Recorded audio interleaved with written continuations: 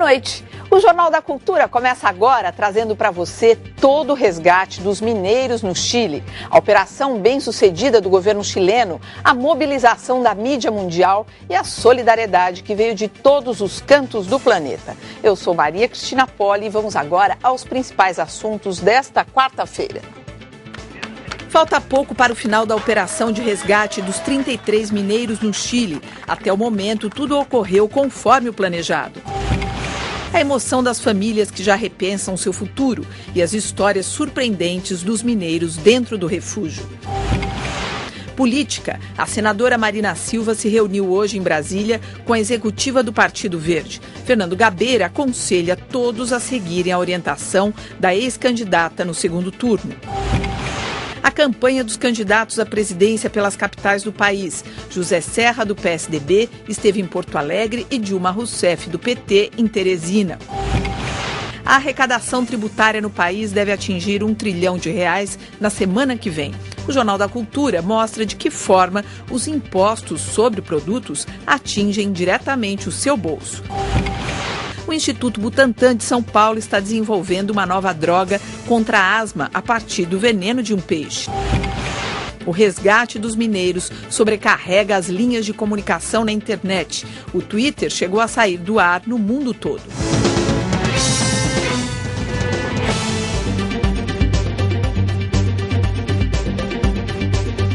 Acompanham a edição de hoje o médico Paulo Saldiva, o escritor e roteirista Paulo Lins e a engenheira do trabalho Fernanda Genasi. Vamos agora com imagens ao vivo ao Chile, onde acontece a retirada do 31º mineiro. Olha aí, então, esse é um ritual que se repete, que nós estamos mostrando desde ontem, não só a TV Cultura, obviamente, mas toda a imprensa mundial.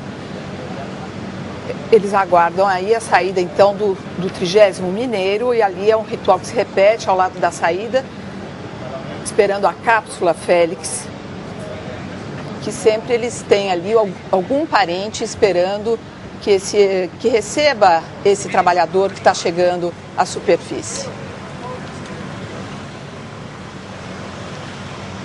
Aí está, então, a primeira-dama ali atrás, que ela está com um casaco mais claro, que também esteve presente durante todo o período de resgate. Aí os aplausos devem estar chegando, então, à superfície algum mineiro. Aí estão sendo levados, acho que deve ser o filho deles. A gente não sabe ainda qual deles que é o que está chegando agora. Daqui a pouquinho eu vou ter essa informação para passar para vocês.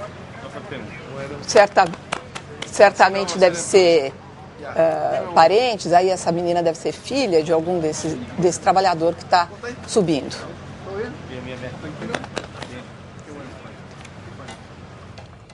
Bom, vamos ver então como começou o resgate. Passava um pouco da meia-noite, exatamente às 0h11, quando Florencio Ávalos, o primeiro trabalhador, saiu da cápsula. Começava ali uma operação acompanhada ao vivo por mais de 1 bilhão de pessoas em todo o mundo. O nome dele é Florencio Ávalos, aos 31 anos, é casado e tem 2 filhos. O primeiro abraço foi para o caçula, de 7 anos, que estava visivelmente emocionado com o reaparecimento do pai. Depois foi a vez do abraço na mulher Mônica. E em seguida no presidente Sebastián Piñera, que acompanha os trabalhos desde o início. Florencio trabalha em São José há 3 anos. A mulher dele revelou que ele vinha se queixando das condições na mina e que estava com problemas de saúde. O operário levou 16 minutos para chegar à superfície e, além de provar que a operação é segura, trouxe uma boa notícia. Todos lá estavam bem de saúde e preparados para o resgate. Foi um alívio geral. Apesar do estado dele parecer bom, Florencio foi levado para o centro médico de Maca, como acontece com todos os resgatados. Doutor Paulo Saldiva, o que chama a atenção e o que o senhor questiona nesse momento que os mineiros estão chegando aqui na superfície? O que acontece com a vida deles agora, do ponto de vista médico? Veja, a gente tem um relógio biológico que é ciclado pela luz e pela sombra, pela noite. eles perderam essa referência. Então a gente tende a estender um pouco mais o dia. O nosso dia fisiológico tem de 25 a 26 horas, não 24. E eles vão ter que se readaptar a isso. Quer dizer, esse, na sua opinião, é o ponto mais importante a partir de agora? Lógico, porque esses hormônios que são secretados por esse ciclo, eles são importantes para a reação inflamatória, para a gente se defender de infecções, para regular a pressão arterial, para uma série de outras funções. Então, eu acho que, lógico que tem um problema de acostumar os olhos com a nova claridade, claro, a pele e tal, mas o mais importante é essa, porque não há um relato de pessoas que tenham ficado tanto tempo e tenham sido estudados a fundo. Quer dizer, não existe nenhum estudo científico que mostre, que já explique o que pode acontecer com alguém que fica tanto tempo longe do dia e da noite, Esse foi um experimento natural, trágico, involuntário, e que daria para a gente imaginar como é que acontece quando as pessoas são privadas da relação luz e noite. Uhum. E isso seria importante ser acompanhado para saber quanto tempo eles vão voltar a ter as suas funções fisiológicas normais. Agora, a gente sabe que um deles, apesar de aparentemente todos estarem bem, um deles tem uma doença que chama silicose. O que é a silicose? Veja, a silicose é uma de um grupo de doenças que é causada pelo pó de quartzo, que é uma coisa que existe na rocha. E a pessoa inala, e eu tenho certeza que morre muito mais gente de silicose no mundo do que de desabamento de mina. Só que a morte não é espetacular, pelo contrário, é muito trágica. Agora, esse é o trabalho, Fernanda, que é assim, é o trabalho quando a pessoa não tem mais opção, vai trabalhar numa mina, ou é realmente existem pessoas que têm esse desejo de ser trabalhador mineiro?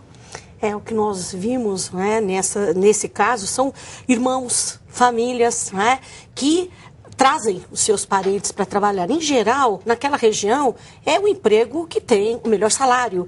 Então, o trabalho na mineração é um trabalho perigoso, insalubre e penoso. Né? Uhum. Tem as 3 características.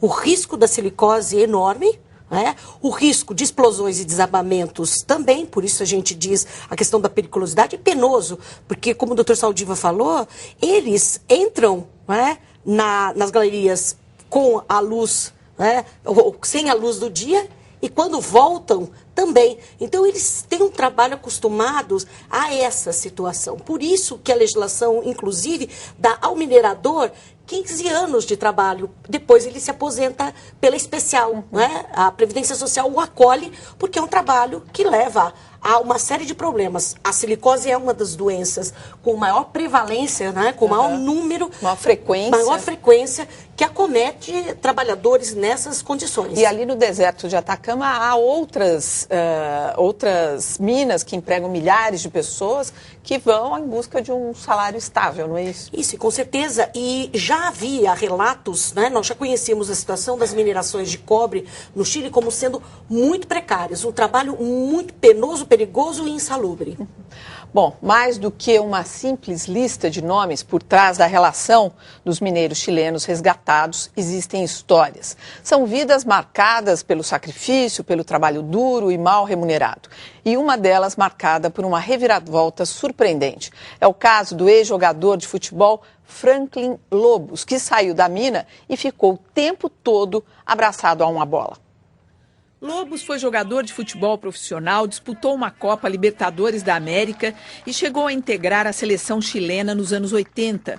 Aos 52 anos, trabalhava como motorista de caminhão e estava na mina de San José apenas 4 meses. A torcida de Lobo é grande, inclui parentes e amigos. Edson Penha, de 34 anos, foi o 12º a ser resgatado. Apaixonado por esportes, ele praticava corrida no interior da mina, nos 2 quilômetros de túneis que sobraram depois do desabamento. Vitor Zamorra, o 14º a sair, ficou conhecido pelo senso de humor. Segundo os colegas, ele conseguia rir até mesmo com uma dor de dentes que durou várias semanas. Omar Reigadas, de 56 anos, o 17º resgatado, é recordista em escapar de acidentes em Minas. Ele já ficou soterrado 3 vezes em 30 anos de trabalho como mineiro e agora diz que não vai mais se arriscar. O boliviano Carlos Mamani, 23 anos, foi o quarto a chegar à superfície. Ele havia começado a trabalhar na mina apenas 5 dias antes do acidente. O presidente boliviano, Evo Morales, que havia prometido estar presente no resgate dele, chegou horas depois.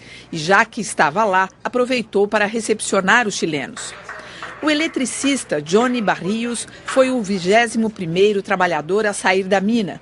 Como tinha experiência com enfermagem, ficou responsável por medir a pressão e mandar relatórios sobre as condições dos companheiros. Por isso, acabou ganhando o apelido de Dr. House, em referência à personagem da série de televisão. Mas Johnny ficou conhecido mesmo por outra razão. Ele foi recebido pela amante Susana Valenzuela depois que a mulher dele, Marta Rojas, se recusou a comparecer. Marta desconhecia a existência de Susana até que as duas se encontraram num acampamento chorando pelo mesmo homem. Depois disso, a mulher oficial relatou a traição à primeira-dama, Cecília Morel, que apoiou a decisão dela de não voltar à mina no momento do resgate. Olha, agora que está praticamente tudo bem com os mineiros, não dá para... Essa história eu achei fantástica. Aliás, as 33 histórias são muito saborosas e dá um belo roteiro, filme, dá tudo que a gente possa imaginar. Eu fiquei impressionado. Parece a história acho que ele quis voltar para a mina voando, porque... Meu Deus, que porque confusão. Agora não vão ser mais as mesmas pessoas, né? Mudou a vida de cada um, né? É. E o que aconteceu lá dentro, o que aconteceu aqui fora com as famílias lá dentro, dá um belo filme, um belo romance. Vai virar filme. É claro. Com certeza vai virar filme, não tem jeito, né? Isso vai virar filme e vai ser um grande mais filme. De um livro. Filme. Agora, essas, porque tem tudo, né? Tem história de amor, com confusão, tem traição, bola de futebol do cara que não é mais jogador. Olha, é demais. É legal, né? Porque heróis, há pouco tempo o solo chileno trouxe destruição. É verdade. E agora o solo chileno está trazendo esperança. Eu acho que uma outra faceta desse filme, dessa história, é como eles se organizaram lá embaixo, né? Os que foram eleitos, os líderes, não é, Saldiva? A gente já comentava sobre isso. Olha, essa história desses mineiros... Mas isso é comum em situações limites. A gente viu isso também no relato, né, daquele acidente nos Andes. Então, sempre vão existir aqueles que lideram o processo, porque imagine o pânico que os acometeu de imediato, né? A tragédia, a incerteza. Então, alguém tem de ter ali a liderança, porque senão eles não sobrevivem. Então, esse grupo, ele se organizou. Isso faz parte mesmo. Pode ter 2 filmes. Só interromper. Saiu aí o 31º.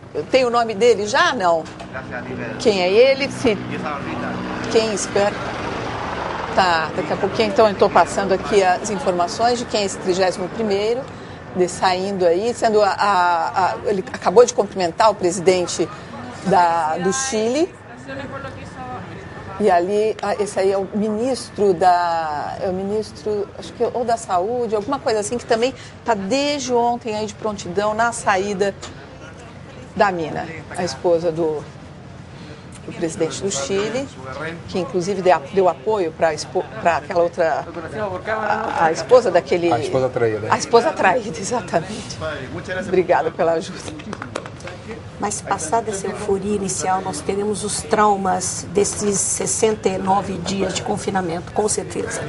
E não são poucos os traumas. Que tipo serão, de traumas? Serão dois filmes. Um até o resgate e daqui para frente o que vai acontecer com essas pessoas. Sim. Até se eles vão continuar tendo uma relação entre eles, uma irmandade, alguma coisa assim, porque eles tiveram uma cumplicidade numa situação limite, né? E eu acho que isso mostra que cada história, na verdade as histórias deles são triviais. É um amante, é um jogador de futebol, mas quando você observa dentro desse contexto dramático, você percebe que supera qualquer novela, qualquer coisa. Naquele momento. A realidade, quando você observa, quando você tem olhos para observar, ela é muito fascinante e cada uma é trivial. Só que o conjunto, o quadro onde ela foi inserido, o cenário, é muito legal. A realidade é mais surpreendente do que a ficção. Agora, voltando só num ponto aqui que eu acho importante, além de ser muito saborosa essa discussão da parte dramática desse episódio, é o seguinte: o presidente, o Sebastián Pinheira, disse que pretende aumentar o imposto sobre as mineradoras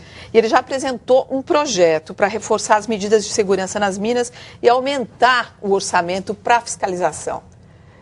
Quer dizer, Então, isso não era feito com eficiência? Não, com certeza. O acidente mostra claramente que a prevenção não era bem feita. Então, isso já nos ensinaram aí o pai da medicina do trabalho, o professor Bernardino Ramazzini, que é melhor prevenir do que remediar. O que nós estamos vendo ali, essa operação muito bem sucedida, é algo que não se deve, né, ter. Teria de ter adotado medidas que prevenissem esse tipo de acidente. Então, urgem esse investimento, urgem ações, urgem a fiscalização, tá? Para que situações como essa não se repitam.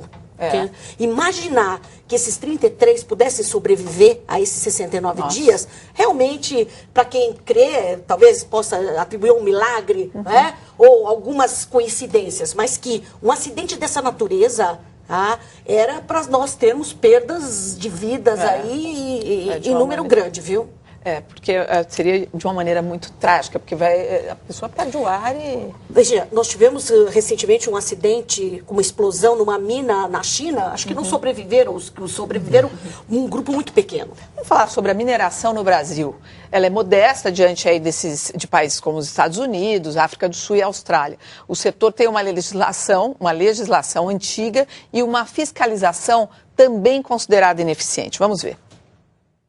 A explosão de uma mina de carvão em Uruçanga, Santa Catarina, em 1984, deixou 31 mortos. Foi o maior acidente envolvendo minas subterrâneas no Brasil.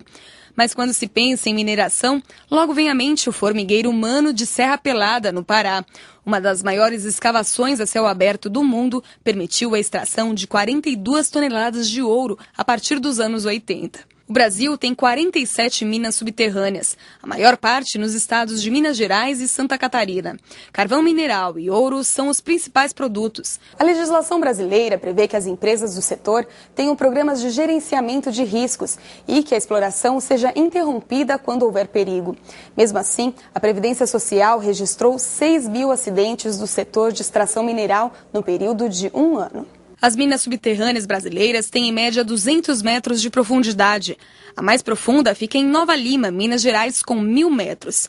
Na África do Sul, minas de ouro e diamante já atingem 3.000 metros.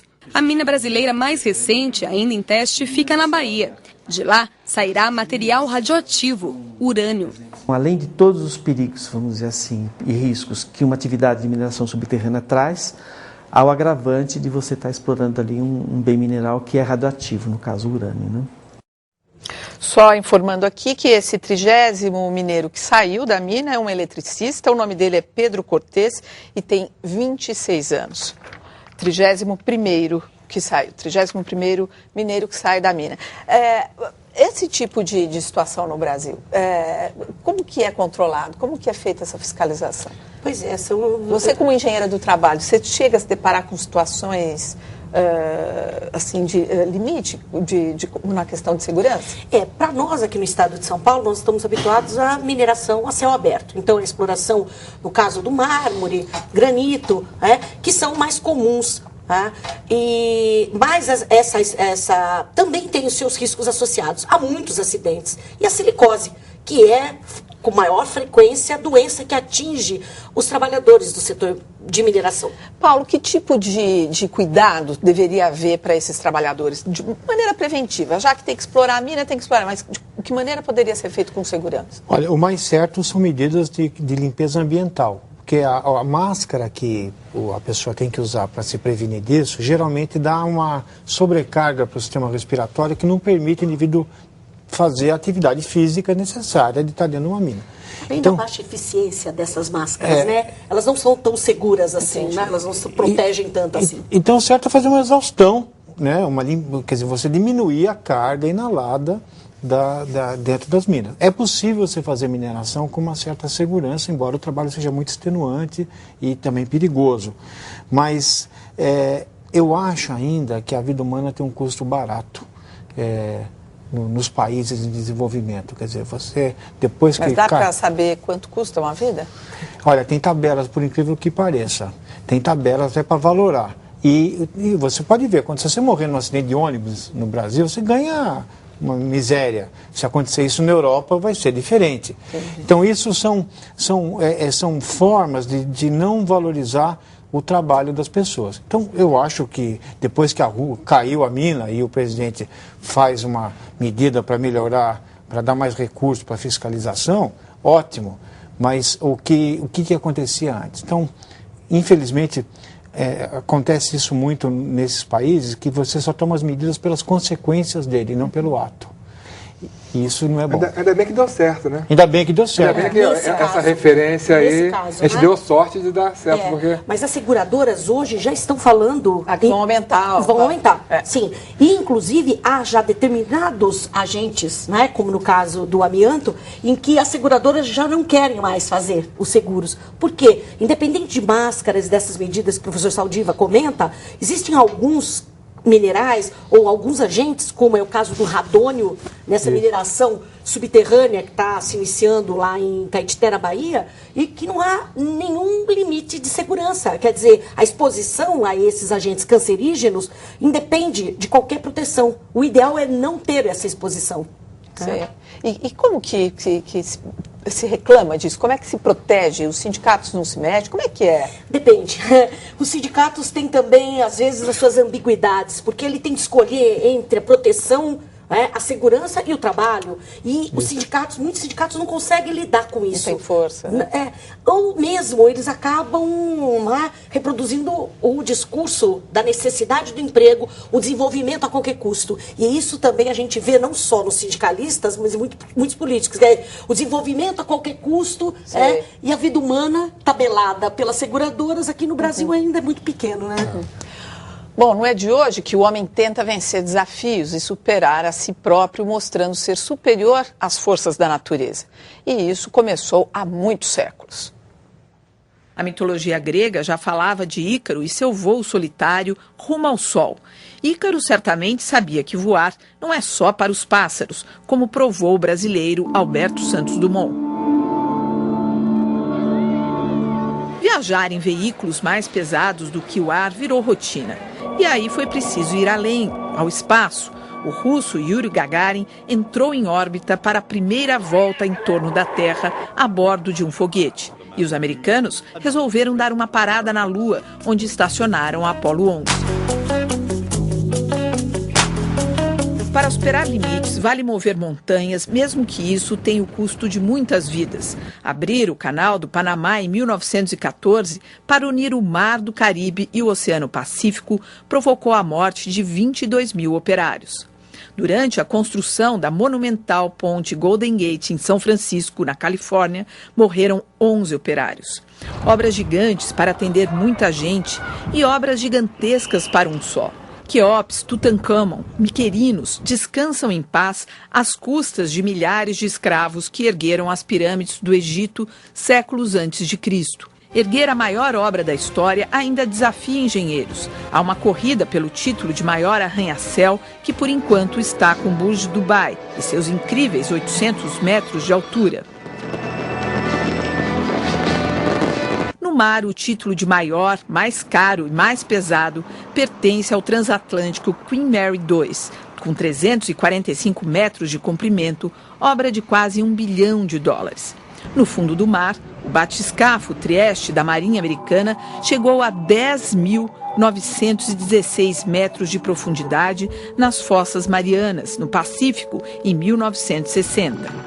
Apesar de todos os recordes e conquistas, a força da natureza, aliada à falta de zelo pelo ser humano, pode se tornar implacável.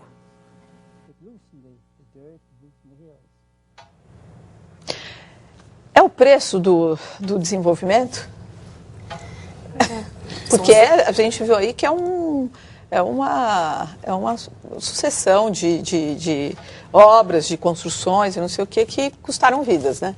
Isso acontece mais onde quem precisa mais de dinheiro, né? Então, as obras, em geral, a segurança do trabalhador nos países em desenvolvimento é muito pior. A mortalidade é maior, a compensação financeira é menor frente a um acidente. E não precisa ser muito longe. Quando você tem um desastre aéreo no Brasil, as pessoas querem processar nos Estados Unidos, por causa do valor da vida humana.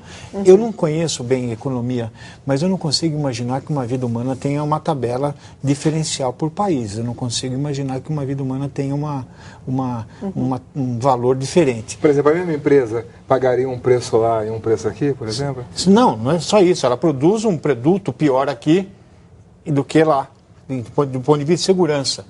Né? No caso da poluição é muito fácil. Pois é, um caminhão no Brasil polui 10 vezes mais do que na Europa ou nos Estados Unidos. Qual que é a razão para imaginar que o brasileiro é 10 vezes mais resistente? Né? O diesel que a gente... Por causa do diesel, por causa da tecnologia veicular. Então, isso que a gente chama, grosso modo, de racismo ambiental. Todas as formas de racismo são crimes inafiançáveis, menos o racismo ambiental, que é praticado pelo mundo econômico aí. Agora as empresas já sabem que vai ter um percentual que vai morrer? Isso já, por exemplo... Não, tem empresas que fazem gerência desses riscos. Isso existe? Quer dizer, tem uma perspectiva de risco? E sim. A gente vai fazer isso, mas pode acontecer isso é calculado. Uma previsão Por exemplo, a siderurgia, quando opta por um determinado processo, que já ou é obsoleto, ou é um processo que ele conhece, né, os riscos associados, ele faz uma estatística. Sim, existem. É um gerenciamento de riscos. Existe até uma engenharia que faz esse cálculo do que é aceitável, dependendo da obra. Olha, eu só quero lembrar aqui, Fernanda, que o Ariel Ticonianes, de 29 anos, motorista de caminhão, é o próximo que vai ser retirado lá da mina. Ele tem 2 filhos e uma menina que nasceu enquanto ele estava na mina. Ela ia se chamar Carolina, mas adivinha qual vai ser o nome dela? Esperanza. Bom, tem muita história para contar aí. Tem muita história. Bom, e por falar aqui em desafios, há exatos 18 anos, o supersônico Concorde estabelecia um recorde para aviões de passageiros. Ele deu a volta ao mundo em 32 horas e 49 minutos. O arquivo especial relembra esse modelo de aeronave que deixou de operar comercialmente em 2003. Durante anos, ele foi sinônimo de modernidade e alta tecnologia.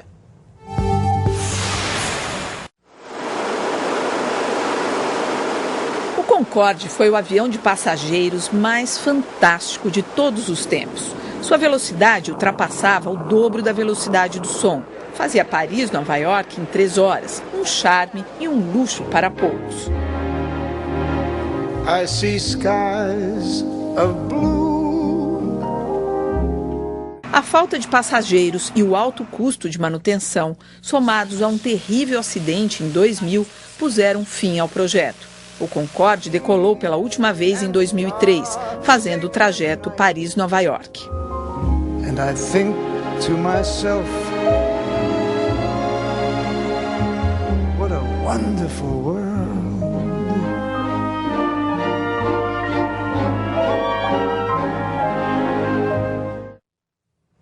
Só chamando a atenção, aquele homem que aparece ali é o Tony Bennett, que estava nesse voo do Concorde. E lembrando também que esse acidente terrível que envolveu o Concorde foi em 2000, que ele pegou fogo e tudo mais, foi provocado por um pedaço de metal na pista e morreram os 100 passageiros e os 9 tripulantes. A gente vai para um rápido intervalo e daqui a pouco o dia dos candidatos Dilma e Serra pelo país. E uma reportagem que explica como os impostos sobre produtos afetam o seu bolso. Até já.